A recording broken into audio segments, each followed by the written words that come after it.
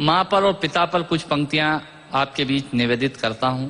आप यहाँ जितने लोग बैठे हैं, मुझे नहीं मालूम कि किनकी माँ जीवित हैं और किन्होंने माँ को खो दिया, पर मेरा व्यक्तिगत मत यह है कि जिनकी माँ जीवित हैं, जिनके पिता जीवित हैं, वो दुनिया के सबसे संपन्न लोग हैं, वो दुनिया के सबसे अमीर लोग हैं, वो दुनिया के सबसे धनाढ्य लोग हैं। 1 मिनट के लिए बचपन में लौटिएगा, याद कीजिएगा जब हम बहुत छोटे थे, माँ की गोद में थे, माँ का स्तनपान करते थे, तब माँ का एक स्तन मुंह में लेकर हमने उस माँ को दूसरे स्तन पर अपने छोटे छोटे पैरों से न जाने कितनी बार मारा, पर उस माँ ने हमें दूध पिलाना बंद नहीं किया। मित्रों, लात खाकर भोजन देने की शक्ति उस परमपिता परमेश्वर ने दुनिया में यदि किसी को दी है, वो सिर्फ माँ को दी है। माँ के अलावा ताकत किसी के पास नहीं है। मैं उस माँ की वंदना में कविता पढ़ता हूँ।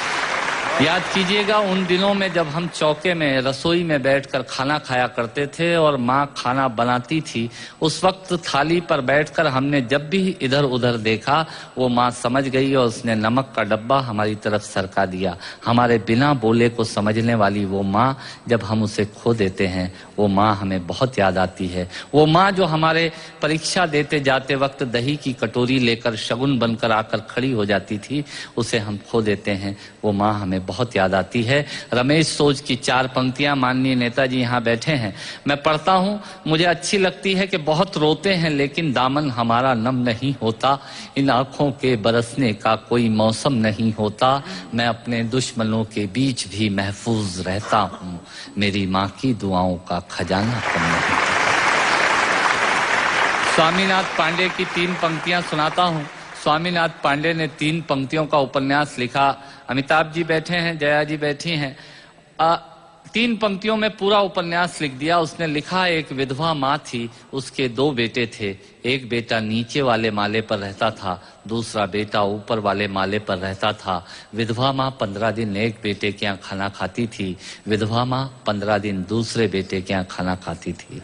पर ये उस विधवा माँ का दुर्भाग्य था कि साल में जो महीने 31 दिनों के होते थे, उस एक दिन उस विधवा माँ को उपवास रखना पड़ता था। 9 महीने पेट में रखने वाली माँ जब एक जवान बेटे को एक दिन भारी लगने लगी, तब इस नालायक हास्य व्यंग के कवि ने कुछ पंक्तियां माँ के लिए लिखी। सुनिएगा, यात्रा कीजिएगा मेरे साथ। माँ संवेदना है, भावना है, एहसास है। माँ संवेदना है, भावना है, एहसास है। माँ जीवन के फूलों में खुशबू का वास है। माँ रोते हुए बच्चे का खुशनुमा पलना है। माँ मरुथल में नदी या मीठा सा झरना है।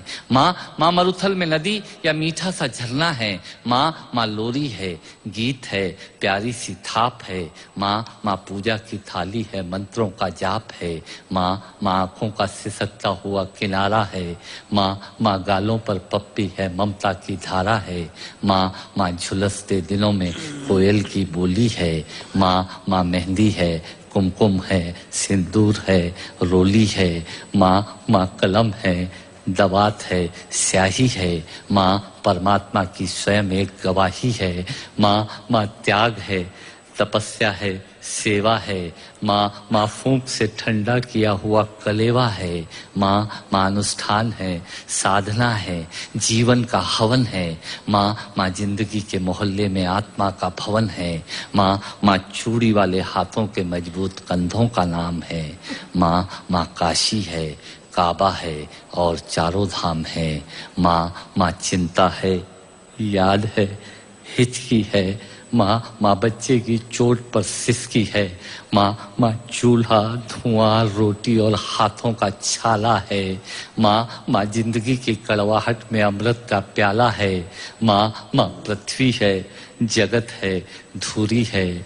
माँ बिना इस सृष्टि की कल्पना अधूरी है। तो माँ की ये कथा अनादि है, ये अध्याय नहीं है, और माँ का जीवन में कोई पर्याय नहीं, और माँ का जीवन में कोई पर्याय नहीं है। तो